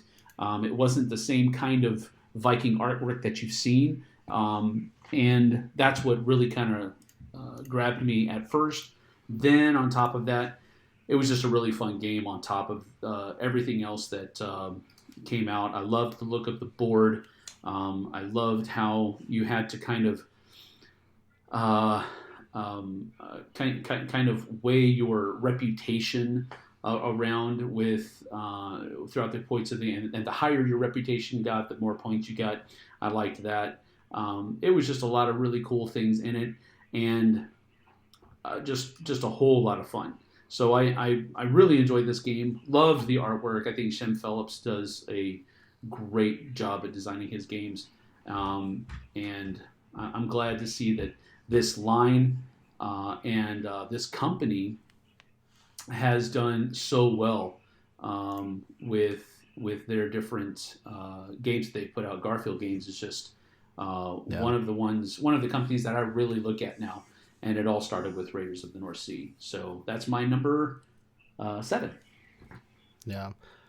This artist's name was Mikko, almost remembered. It says in the when he signs, it says Mikko. Mikko, okay. On the Geek it says Mihalo, Mihajlo. I don't know if I'm pronouncing that correctly, but yeah. But if you open that name, it says that the Mikko. The Mikko, yeah. That's what. It's his like artist name. Sure. Yeah. I really want to play this. Especially after Mike Delisio is saying that this is a great game. Yeah. But if I understood right, this needs one of the expansions to somehow make it a better one. And I think Raiders of Scythia has some kind of elements from the expansions added in it. So I don't know if I should go for this or if I should go for this Raiders of Scythia. But I really want to try this. Yeah. One guy has this here in Joensuu, where I live, and I said to him that we play it, and that was 1 year ago. Yeah. And then what happened? No. We don't have a board game club for a year, so I couldn't play it. Yeah. So I've been waiting 1 year to play this. Yep. Understood. Yeah. My number 6 is the last game on my list that I don't have anymore, and this is remake from Die Spicherstadt, and this is by Stefan Feld, and it's Jorvik. This is the meanest backstabbing and face-stabbing game that there is. It has an auction, and I played it once with friends, and then I played it once, and the wife was also playing, and I said that, what do you think of the game? She said, that stupid game, I'm not playing it ever again. And then it left the collection, because why would I have a game that needs 3 players if there's no one playing? It's really not a 2-player game, although it says 2-player. But this is a bidding game where you bid to certain locations, and then there's a queue, and you can put your meeple there on the queue, and you go through the bits from the beginning of the queue, and the more people there are in the queue, the more it costs to get that card. And this is really like pure evil from Stefan Feld, and I usually like his games, but this one is too bad. Yeah. Too bad. Like in the Year of the Dragon, there you just try not to die. But similarly, this is too mean. Yeah, that's funny. Number 5. All right, my number 5 is the one game that I do not have in my collection yet, and that is because it is the only game on my list that is not yet produced. However, I've played this game umpteen million times, and I've already spoke about it here on this podcast, and it is Hell: The Last Saga. And I'm being kind of cheesy because I know it's my company's game and all this other kind of stuff, but I don't really care. As long as you're honest. Yes, no, I'm completely honest. I can't tell you how many times I've played this game, and I love playing it every single time. And that's just the 2 introductory scenarios that I have at my disposal. I love running people through this game so much. It's so fun. And every time they put out one of the things I do for Mythic is I put out newscast videos. And so I have to be in contact with the project managers to get news whenever they have it. And this is one of the games that I'm always hoping we have news for, because I want to learn more about it. I want to see what the development team's doing. I want to see what they're tweaking and all that kind of stuff. But generally, Hell: The Last Saga is a game. It's a narrative game. It's a Viking horror game where a king has been shown by the gods that he has his own Valhalla that's been set up for him on Earth.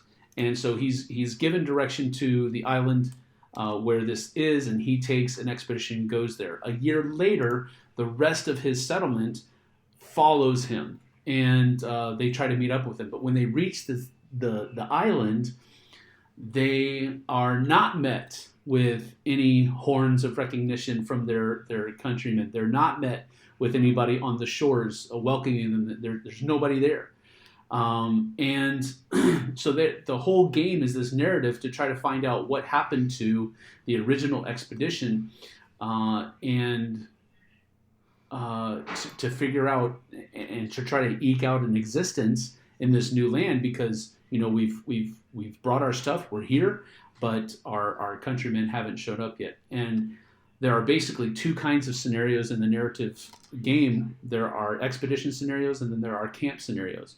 So during the expedition scenarios, you're kind of going around and you're exploring the island and the forest that's there, trying to find clues about what happened to your clan and fighting off creatures that are attacking you.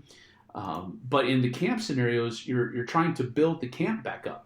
So there's more resource management. There's some buildings that can be built to further enhance. There's going to be defenses that you can put up on your camp to help that. It also has kind of a tower defense type mechanism, because while you're trying to build up your camp, you're also still being attacked by these creatures that are after you. So it's just, I just enjoy this game immensely, and I think it's just great. It's 5 right now. But I could seriously see this game being a very close second to my number 1 later on, after it's produced. So we'll see, but I could definitely see it happening. But that's my number 5, Hell: The Last Saga. I have no comments more to that than earlier. Let's see if I get to play it at one point. Yeah. Some point. Absolutely. My number 5 is a Haba game, but this is a Viking game. It's Valley of the Vikings. This is basically bowling in a board, on a board. There's a wooden ball, and you hit it with a cardboard, like a placard, and then try to fall some wooden barrels. And if you do, then you move those Vikings on the track, and then you try to get money, and it's a silly kids game, and that's all there is in that. What is it called? Valley of the Vikings. This won the Spiel des Jahres, the Kinderspiel des Jahres 2019, I think. Yeah. Okay. I'm just trying to pull up Valley of the Vikings. I want to see, because I don't know if I've played this before. But Tom usually got in all of the Hobbit games on whenever they released them. And so I just wanted to see if I've seen it before. But yeah, it has a wooden ball, and then it has this player marker, like a human-shaped cardboard standee, and you hit the ball with that and try to hit these wooden barrels in the middle of the town, and then it has plastic coins, and you put them to your boat. Yep. It's actually very, very nice kids game. Yeah, it looks. I have seen this around the studio. Yeah, it does look cool. That looks really cool. All right. Number 4. All right, my number 4 is a game called Champions of Midgard. Champions of Midgard. And this is probably, I don't know, Raiders of the North Sea is pretty Euro-y.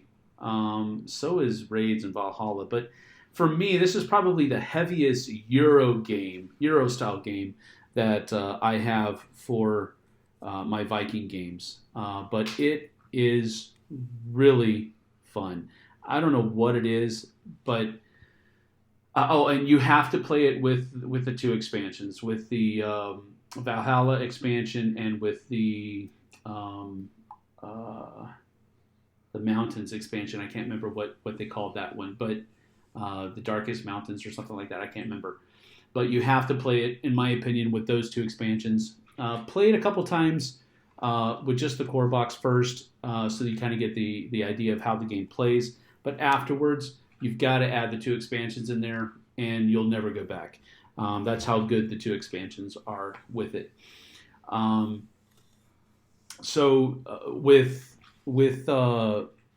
With Champions of Midgard, you're basically trying to gain resources to then be able to send an expedition down to fight a monster. You get points for the different kinds of monsters. You can also send some of your guys, it's worker placement game is basically what it is. You can also send your guys out to go fight, trolls and different kinds of bandits that are raiding from the north and that type of stuff, and get points that way. You're basically just trying to place your workers out in different areas that will allow you to get different kinds of points in different kinds of ways. So it's very much just, if I can say it that way, a worker placement game. But the Viking theme works really cool on it because it incorporates a lot of the different aspects of what I see as Viking society. It's not just the Viking way of going out and sailing and conquering and exploring.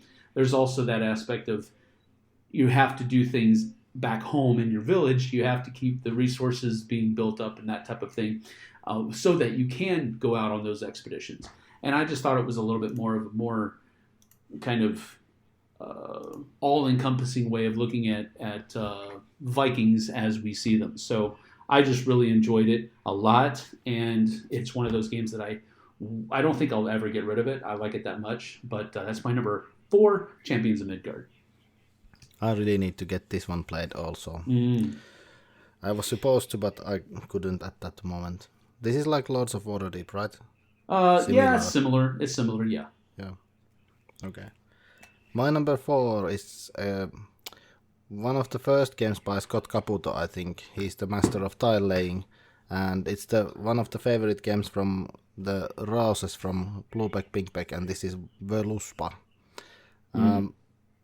The artwork is by Piero. It looks really, really nice, and basically there are just small tiles, and you put the tiles on the table and create like crossword shapes from the tiles, and then some tiles have special powers, and something happens when you place them in. You just try to win the game. Yeah. I don't remember if you get points or if you collect the things in the game. And I think this is 2-player game, not with more players, because then it becomes like a chess, and it's like 1 against 1. Right. Other players bring random elements, and that's not good in this kind of a game, in my opinion. Yeah, gotcha. Number 3. All right, my number 3 is actually a game that is based on history. It's from Academy Games, and it's called 878 Vikings Invasions of England. So this is a 2 to 4 player game where you can play as either invading Vikings or the English nobles who are trying to withstand the Viking invasion back in the year 878. So you can play with 2 players where one person is controlling all of the Vikings and one person is controlling all of the English. Or you can play 3 players where those are split up whichever way. There's basically 2 factions for each side. So if you play with 3 players, one person can be all of the English, and then the other 2 can split up the 2 Viking factions, or the other way around. And then if you play 4 players, then you're going to have 2 players on each side, each controlling their own factions, but they are still working as a team against the other side. So basically, players decide when to end the game by calling for the Treaty of Wedmore, and the team controlling the most cities by the end of that round wins the game. So it's very much based on history, much like all, except for a couple of the Academy games are. And if you're not familiar with Academy games, they make great products, and they've got this line of games. What is it called? This is called the Birth of Europe. You mean this board game kind of games with the cubes, right? Yes. But there is this USA and Canada and yes, that's correct. Yes, it uses the same kind of system, but this the production on this one is a little bit better because this one has plastic minis, little tiny plastic minis instead of the cubes, and the dice are custom, different colors for the different factions. It's really a good production, and I really enjoy this a lot. It definitely scratches that historical Vikings itch that I have from time to time. So this is a tremendous game, very much deserving of my number 3 spot. So 878 Vikings Invasions of England from Academy Games. Yeah, this has been on my wish list for a while, and it was out of print, but they just came with second edition that is with the different art. Yeah. And I really want this game. Yes. I will probably get it without even trying it. My number 3 is one of the most difficult cooperative games in the world, and that is Yggdrasil. And basically you are trying to work together with the other players who are Norse gods, and you try to fulfill different tasks before the monsters attack this world tree and destroy the world. And that's basically it's really difficult. Yeah. And this was my Grail game. I got it 2 years ago, I think, finally. Yeah. I tried to get it since I heard first time C. Garcia mentioned it in some video years and years ago. Yep. That's one of the ways that I first found out about Yggdrasil as well. And I've never played it because they said it's really hard. And I'm not really one of those. I don't like cooperative games that are really hard to beat more often than not. But I still want to try this just because it has the Viking, Viking lore theme to it. But I haven't yet because it has that moniker of being a really difficult game. So, yes. But I still want to try it. Yeah, it seems beatable, but it's difficult. Sure. It doesn't seem impossible. Right, of course. Yeah, well, there's no reason to play if it's impossible. That would be broken at that point. But okay. Number 2. All right, my number 2 is a game called Fire and Axe: A Viking Saga. And this one goes back to an original game that was made by, I believe, the Ragnar brothers. And then, let me see, I believe, maybe Asmodee was the one that I saw. I had the first one, but I can't I can't remember. I I know have that that kind of vision Pandasaurus, also. huh? That it was this French Asmodee before Asmodee was a big Yes. company. I think I have that kind of a feeling. I mean, I vision in my head, but Geek is not working for me, so I Yeah, can't really help you with it's a that. little spotty for me too. But I'm pretty sure it was either Asmodee. It might have been just a collaboration between Asmodee and the Ragnar brothers. Um, was the first edition that I had, and then IDW came out, and Pandasaurus came out with a revamped version. Gameplay was still the same, but they had a different looking board. They had different components and that type of thing. And so there were some aspects of the original game that I kept. There were some components from the original game that I kept, but I keep it all in the IDW Pandasaurus Games box now. And the cool thing about this one for me was the nautical aspect of it, where you actually had to kind of sailing at sea was kind of a resource that you had to do. So each of your turns, you had basically a week of things that you could do. So you had 7 days at your disposal.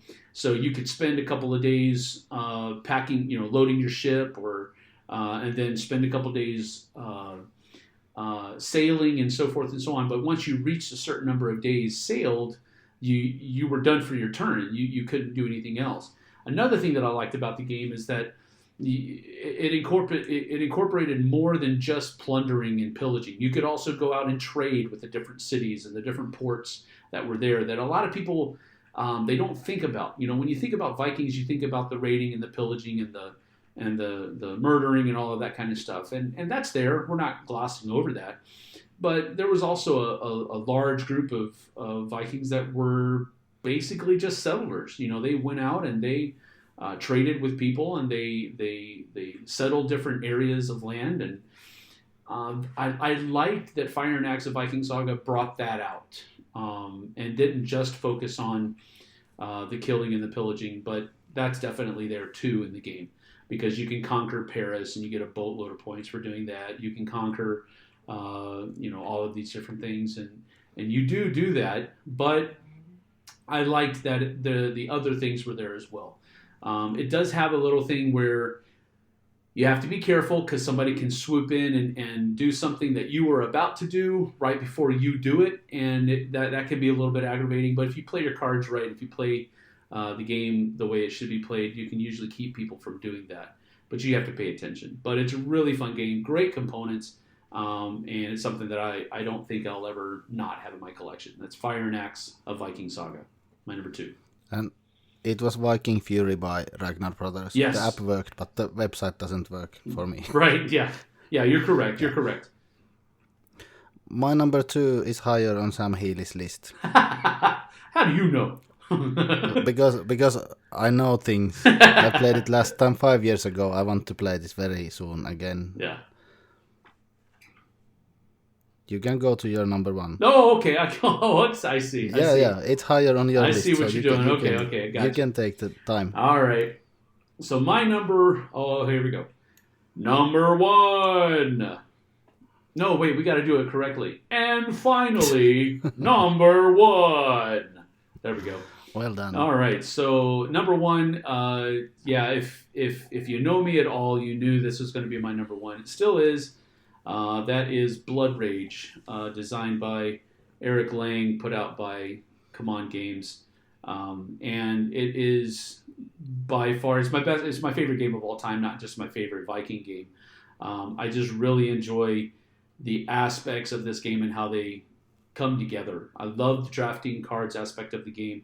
I love how the area control mechanism of the game that works. I love how you can custom tailor your clan however you want to do by choosing what cards to draft or what not to draft. I love the tension that's there, knowing that this person has this card already in their thing, and if I let them have this card, it's going to be really strong, but I really want this other card. I love that tension that's there, because sometimes you have to go with something a little bit less to keep somebody else from getting something that's really, really strong. The miniatures are amazingly well done. The artwork in the game is really good as well. It just hits on all of the cylinders that are in my engine. So it's my favorite game of all time, and I do not foresee it being dethroned anytime in the near future. So that is my number 1, Blood Rage. Yeah, this was my number 2, and this will actually drop from my top 90, top 100 games if I don't get it played in a year. Because it's been 5 years since I played it the last time. It's just too long. Yeah. Although it is still there at the end of the list currently. Yeah.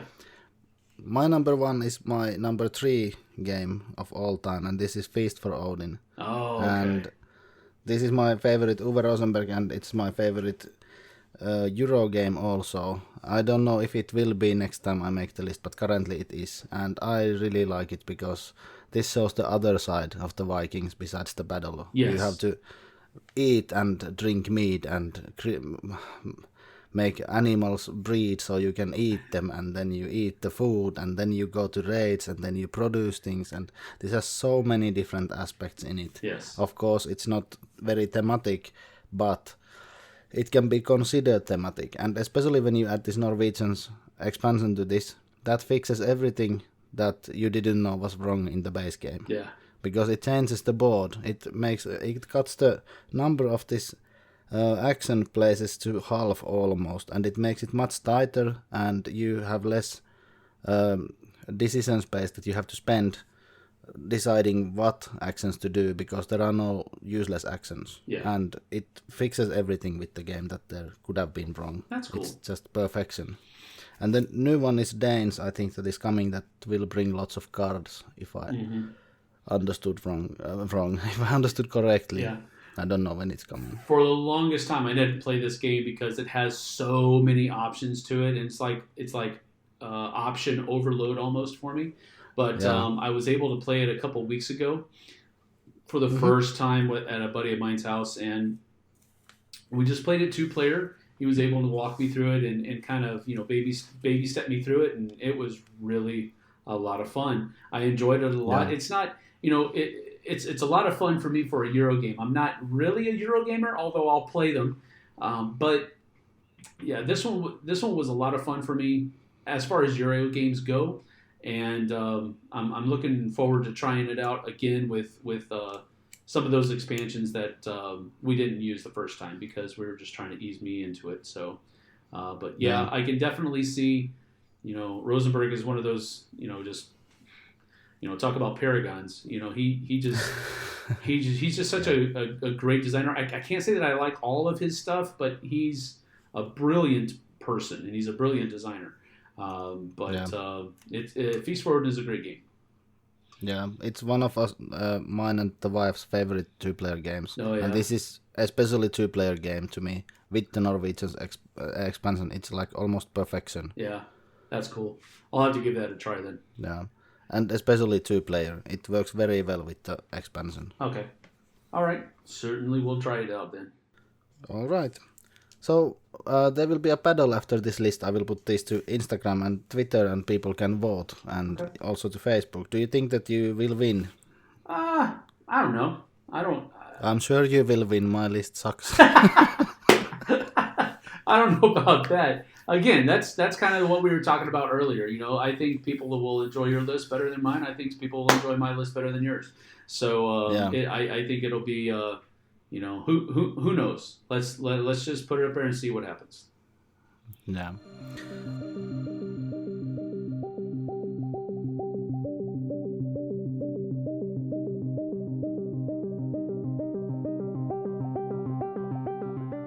So you're probably out of time as far as I've understood, but if people want to find you, where can they find you? Well, I am on Facebook.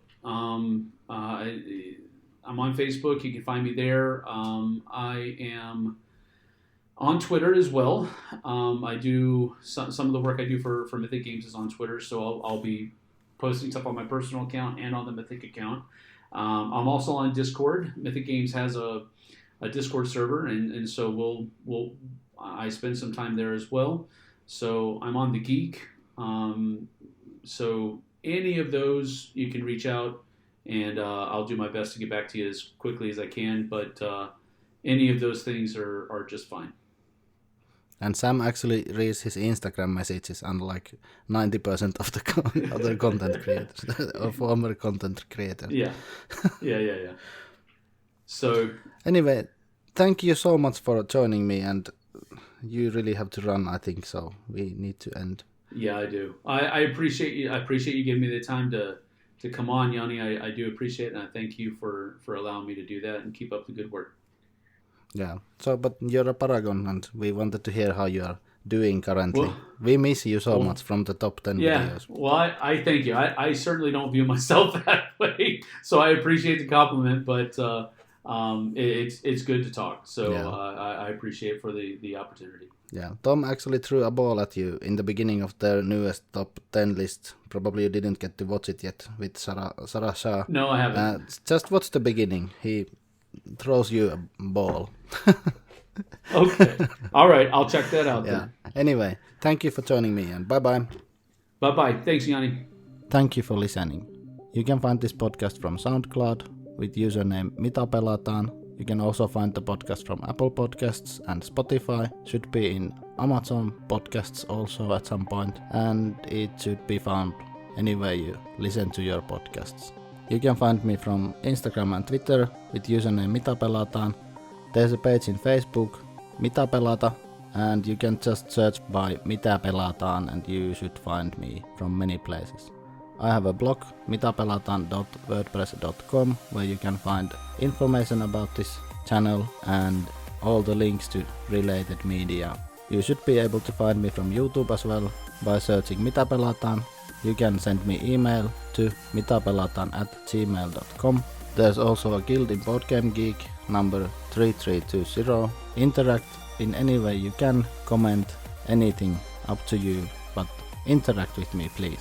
And if you listen this far, please leave a review, subscribe so that people find out about this podcast.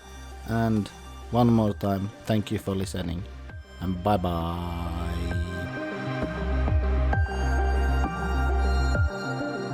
The music used in this series was Nightwalker by Sentient Pulse. Thank you for that.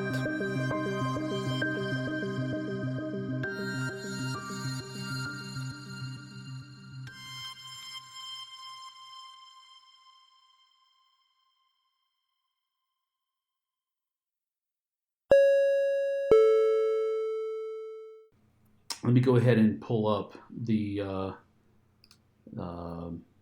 I should have done this before. I apologize. Let's see. Do that. I was planning on doing this, but From Boardgame Geek. yeah. Okay, Yeah, so I have them ready. let's see. We are at what, 4s now? Yeah. How's your time, by the way? We're getting close, so we'll probably have to pick it up a little bit. That's why I'm trying to be fast. Yeah, yeah, I understand. I was never good at that, so we'll try. Yeah. We'll try to pick it up. But you're not doing your thing. No, you're not making us guess. Right. I really liked it so much when you made us guess. All right, so we're on what, number 4 now? Is that right? Four, yeah. Okay.